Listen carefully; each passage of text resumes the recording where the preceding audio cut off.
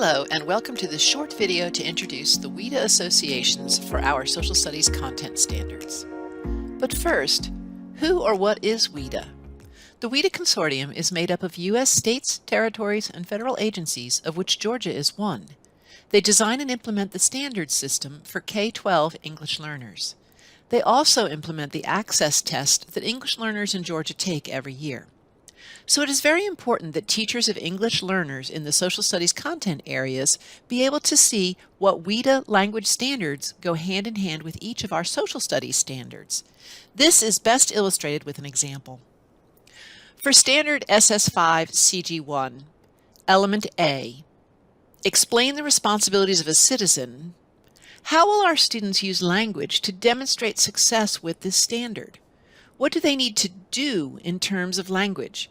Do they need to read about it and then write?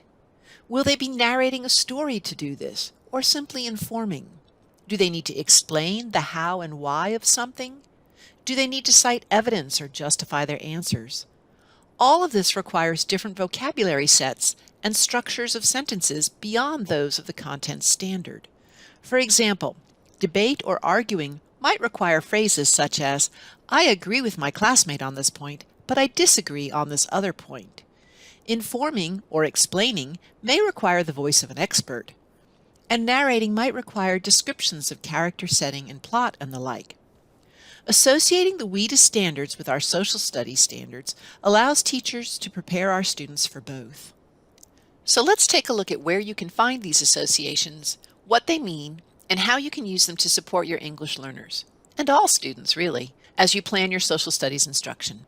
For the sake of time, this video only explains the WIDA language standards in terms of their associations with the Georgia Social Studies standards. For a full explanation of WIDA language standards, check out the WIDA language framework, available digitally for free from WIDA. You can view it or you can download it. So today we are going to go ahead and open up the WIDA language standards framework, and we're going to navigate down to where it talks about the key language uses. So WIDA identifies 4 key language uses that students will need to access their content area. It's narrate, inform, argue, and explain. So let's take a deeper look at these really quickly. By their definition, narrate highlights language to convey real or imaginary experiences through stories and histories. Narratives serve many purposes, including to instruct, entertain, teach, or support argumentation. Inform highlights language to provide factual information. As students convey information, they define, describe, compare, contrast, organize, categorize, or classify concepts, ideas, or phenomenon. For explain, they need to have language to give an account for how things work or why things happen. As students explain, they substantiate the inner workings of natural, man-made, and social phenomena. This is kind of the how or why things are the way they are. And then argue highlights language to justify claims using evidence and reasoning. Argue can be used to advance or defend an idea or solution, change the audience's point of view, bring about action, or accept a position or evaluate an issue. And this kind of becomes important when we look at our social studies standards, because sometimes we are indeed trying to argue the pros and cons of something, but sometimes we're arguing to justify claims using evidence and reasoning. So we can't always just say that argue is when there are 2 sides to a point of view. It could be when someone says, this is what happened, and here's the evidence to prove that that was true. The next thing we're going to look at to help us understand how the WIDA standards associate with our social studies standards is the modes of communication. So this is the way that students get information in and the way they present their information or the information goes back out.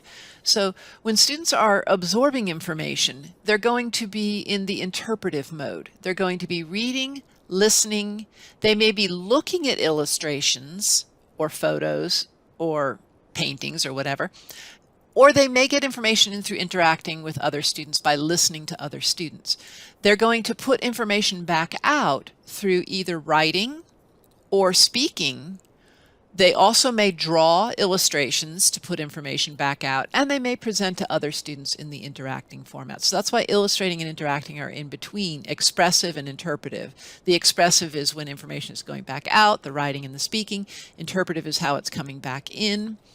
and then the illustrating and interacting kind of sit in the middle. So now that we understand, in order to meet the expectations of the social studies standards, students will need to use language to narrate, inform, explain, or argue, and that they will need to both interpret the information they take in and express that information out in order to demonstrate understanding, we are ready to look at the associations.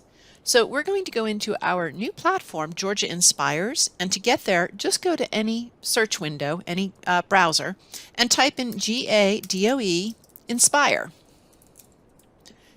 And it should be the first link that comes up here, inspire.gadoe.org. Click on that. We're going to open up to our courses, and we're going to choose a social studies course. I'm just going to open up one of the social studies sets of standards. Let's go with social studies 3rd grade. And here we see our courses laid out. This is the curriculum map. And there are any number of places that we can access the standards. We could look at the course standards, and that opens us up in this window. Or let's go back for just a minute. Let's just close that for just a minute and come down to the curriculum map, and let's choose any unit. We'll just choose British Colonial America. These standards listed here for the unit, and I can just click on these standards, and that's going to take me to the page you just saw. Or if I'm actually in lessons and resources, I can click on an individual lesson, and then I can get to the standards from there. So let's go with, let's try this one. And we're going to go to the learning standards, and let's just pick a learning standard.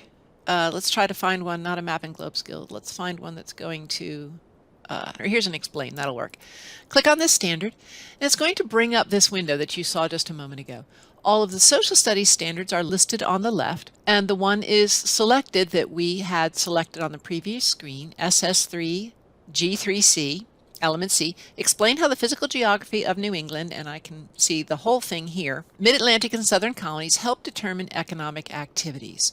So now also over here we can see the WIDA Association. These are these two boxes here. The first one is that language usage that we talked about, the narrate, inform, explain, or argue. And this social studies standard is associated with explain, because a student needs to have the language skills to be able to explain literally how the physical geography of New England, Middle Atlantic, and Southern colonies determine their economic activities. And if I click on this little green box, it will actually open up and you can see what exactly WIDA means when they say explain, and it tells you what multilingual learners will be able to do. Now then, this next standard here also is explain, and it's whether it's expressive or interpretive. So in order to meet this standard, is a student going to need to only take information in? They don't really need to explain to someone else or explain on paper. So that's why this one is explain expressive, because this is not something where you can simply absorb the information and then maybe point to something or select a multiple choice response. You have to be able to explain this in order to be successful with this standard.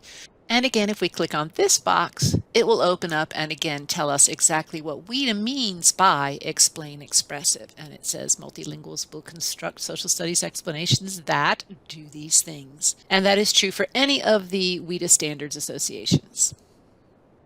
So let's take a look at a couple of other examples. I'm going to close this and I'm going to go into the unit standards. So these are the standards for the entire unit. And I'm going to choose draw conclusions and make generalizations. This is one of the information processing skills. And as you can well imagine, drawing conclusions and making generalizations requires students, if I'm going to draw a conclusion from something, I'm going to have to cite some evidence. If I say, this is why that's the way that it is, then I'm going to need to prove that. And so this does require the language of argue. And as you see, this one is set for argue, and this is set for argue expressive, because that's really not going to be something you're going to be able to do without writing it out or sharing it verbally with another person. And then let's look for one that's going to be an inform. So a lot of times the map and globe skills are going, or the physical geography skills, like locate the Erie Canal on a map. A student doesn't need to be able to explain that to another. They just need to be able to say, there it is. So using a compass rose is similar to identify cardinal directions. The student doesn't need to really explain how the compass rose works. They need to be able to use it. So if we click on that, we'll see that it is indeed inform, and it is explain interpretive, because again, they don't really need to share with another how to do that. They just need to be able to show that they can do it. So I hope this is helpful. And if you want to come in here and look around at the various associations, now you know how to do that. Thank you so much.